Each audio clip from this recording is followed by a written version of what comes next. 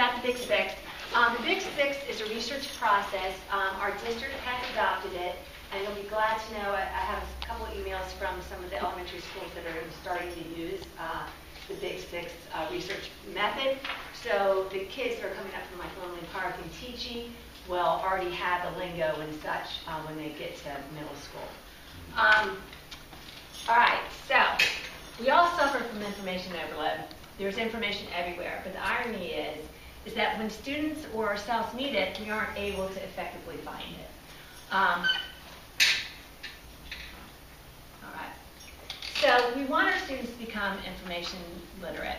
And so to be able to become information literate, they have to recognize, first of all, when information is needed, and then they have to have the ability to locate, evaluate, and use that information effectively. We started out this year with our science fair projects using the Big Six livebinder. And just a quick question, how did that work for some of the students? It was very helpful because the kids really, like that first slide said, they don't know where to go to look for stuff. Right. Or they'll end up looking on something and spending hours on it and has, nothing really good about it. Makes too many decisions. So it narrowed it down for them, and they were able to find more concise or relevant information. Okay. Yeah. All right. Can you go back just for 1 second? Yes. Please?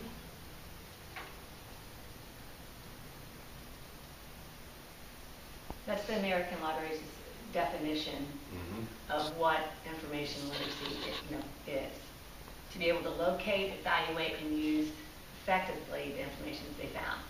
So what I've done is I've made a livebinder to help students out, and we'll get to that. But I want to just point out a couple of things. And this is just in English language arts, where the Common Core comes into play with the research process. So if we look at just the English language arts, writing arguments to support claims with clear reasons and relevant evidence, write information and explanatory text to examine a topic and convey ideas, concepts, and information through the selection. So they're selecting information, organizing it, and using an analysis of the content. It is also used to conduct short research processes and projects to answer questions, drawing on several sources and generating additional related focused questions that allow for multiple avenues of exploration. And then you can also see it in the Common Core in English language arts to come to a discussion that prepared by researching materials that you're studying. Now, the Big Six process, you don't have to start from the beginning of the process to the end. There might be just a situation where they're just going to be doing a research component and a task, and the presentation of it would not be there. So let's look at the steps. The first is the task definition, and then the information seeking strategies, the location and access of that information, the use of the information, the synthesis, and the evaluation. All right, so what do each step mean? So if we look at each step, the task definition, first of all, you define the problem. You identify what information am I going to need to have to be able to solve the problem. And so this is where you kind of see some brainstorming going on and thesis generating. And then you move from that to, okay, well, where am I going to find that information? What sources can I use? What are the best sources that I can use? So it's a continuation of your brainstorming, and this is where students will have to use some of their information skills such as internet seeking strategies and such. Right? Then the location and access of information. Where am I going to locate the sources? How am I going to find the information within those sources? And so, and is it accurate and is it relevant? So these are the places that we instruct them to go, for instance, World Book Online, Destiny, NC Wise Owl, and locations like that where they'll find relevant information. Then the use of it. How do I make sense of the information that I've now collected? And we all kind of go through this process, whether we know it or not, when we're researching any inquiry-based question. Then how am I going to organize it? How am I going to present what I learned to somebody else to share that information? So, and we have a gazillion tech tools to do that, as you guys well know. Go Animate, Globsters, Prezis, PowerPoints, Word docs, written information or posters, all kinds of ways to present the information that we found. And then also a reflective process, an evaluation process, like what would I have done differently in the process of looking for this information? How would I have presented it differently? That type of thing. And again, this is not just for kids, this is for any question, inquiry-based question that we would even have as adults to be able to go through a research process and find the answers to our questions.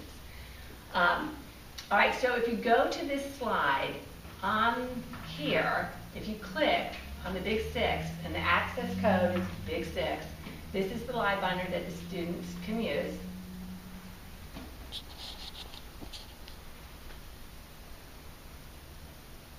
Once it comes up, you'll have to have an access key, and you just enter Big Six.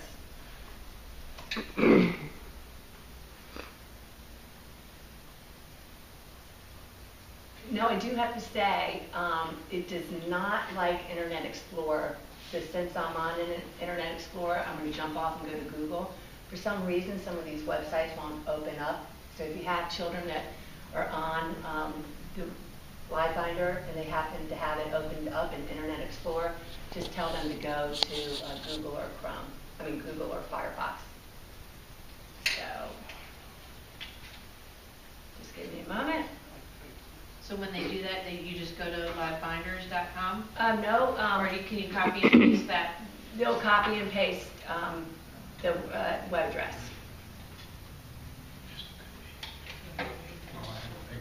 I would suggest that they actually put a sticky note on their sticky pad, or create a shortcut, because like I said, you guys can use this in social studies. You can use this in Abbott, right? They were looking at careers. You could use this in science fair. They have the argument essay. Yeah, it's excellent for argumentative essays, and the thesis generator especially will help them. That's what helped them, because a lot of them didn't know how to start out the argumentative essay. Mm-hmm. So when they found out what they wanted to present, Yeah. They was like, it does it for you, So I couldn't understand why your paper is not good when it's a thesis generator that does it for you. So a lot and of you them can tweak it, so they can put in their own words. Yeah, they put their own words, and then it reconfigured it for it to be a thesis statement. So a lot of them was like, oh my God, this is so much easier. So they really enjoy using it. But I think once they have those examples, that they can then move to the process of generating their own. Once they kind of see what that looks like, then it helps. Okay, sorry about that. I'm sorry. And here I go on to Google. Sorry about that, guys. All right, I'm not going to go through every single site on this livebinder because there's a lot of information, and it's a work in progress. We're going to add to it when things come about that we could put in some of these tabs. All right, so here's just an overview of what the Big Six is. Then you have your task definition, and Adrian was talking about the thesis generator here. It's great for argumentative essays. You just click on it, and it gives you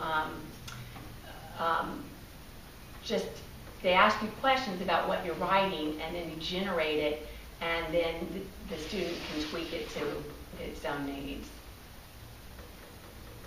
Like, what is the topic you want to write about? What's your main opinion about the topic? What's your strongest reason why you support that topic? Mm-hmm. And like Adrian said, they just followed these steps, generated a thesis, and then took that thesis and were able to manipulate it and change it the way they wanted to. Mm-hmm. So that's a really good tool on the livebinder.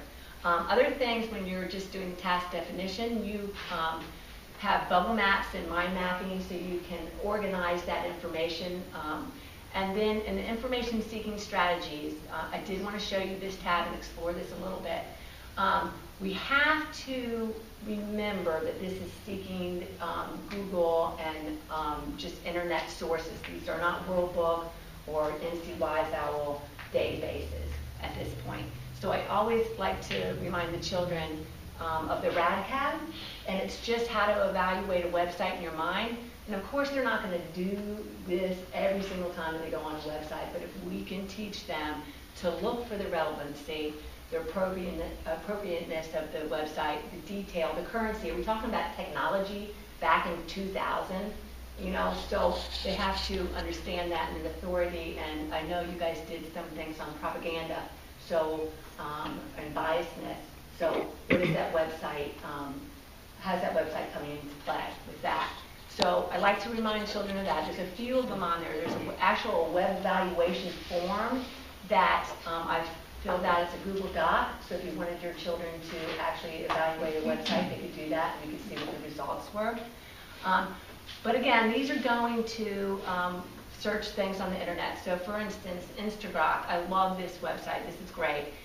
If you're going to be looking at earthquakes and the kids are doing a research project on earthquakes, then it will grok it and will come up with the key facts, websites, videos, images, even quizzes that you guys could use, and of course a glossary. Now, if you were wanting to know about the San Andreas Fault in particular, you could just click on to that bubble, and once you've done that, it goes to its own new search.